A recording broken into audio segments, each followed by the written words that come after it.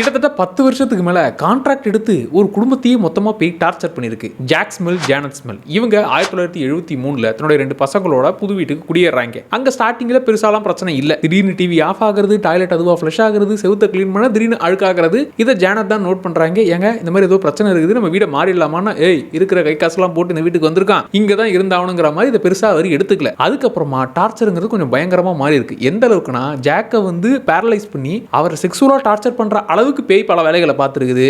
அவங்க பசங்க dining table உட்காந்துட்டு இருக்கும்போது லைட் திடீர்னு கீழே வந்து விழவும் நல்லவேளை அவங்களுக்கு எதுவும் அவங்கள காப்பாத்திட்டாங்க. ஆனா இந்த வீட்டில் பெரிய பிரச்சனை இருக்குது, நம்ம ஏதாச்சும் பண்ணி ஆகணும்னு பக்கத்தில் இருக்க சர்ச்சுக்கு போய் சொன்னா அவங்க அதெல்லாம் ஒன்றும் இல்லைங்க, ப்ரேயர் பண்ணுங்க சரியாடுன்ற மாதிரி கண்டுக்கல. 1986ல எட் அண்ட் லாரன் அவங்க இந்த விஷயம் தெரிஞ்சு வந்து இந்த வீட்டில் என்ன பிரச்சனை இருக்குன்னு பார்த்தா மொத்தமா 4 தீய சக்திங்க இருக்குது. ஒன்னு வயசான லேடி, அது எந்த பிரச்சனையும் பண்ணல. இந்த யங் லேடி தான் செக்ஸுவலா டார்ச்சர் பண்ற வேலையை பார்க்குது. இன்னொருத்தன் கோவமா இந்த வீட்டுக்குள்ளே சுத்திட்டு இருக்கிறான். இந்த 3த்தையும் கண்ட்ரோல் பண்றது 4ஆவதா இருக்கிற டீமன். அதுதான் இந்த 3 பேரையும் யூஸ் பண்ணி இவ்வளவு பெரிய வேலையை பார்த்துக்கிட்டு இருக்குது. இந்த கோவமா ஒருத்தன் சுத்திக்கிட்டு இருந்தான்ல, அவன் தான் இதுக்கு முன்னாடி இந்த வீட்டில் இருந்திருக்கிறான்.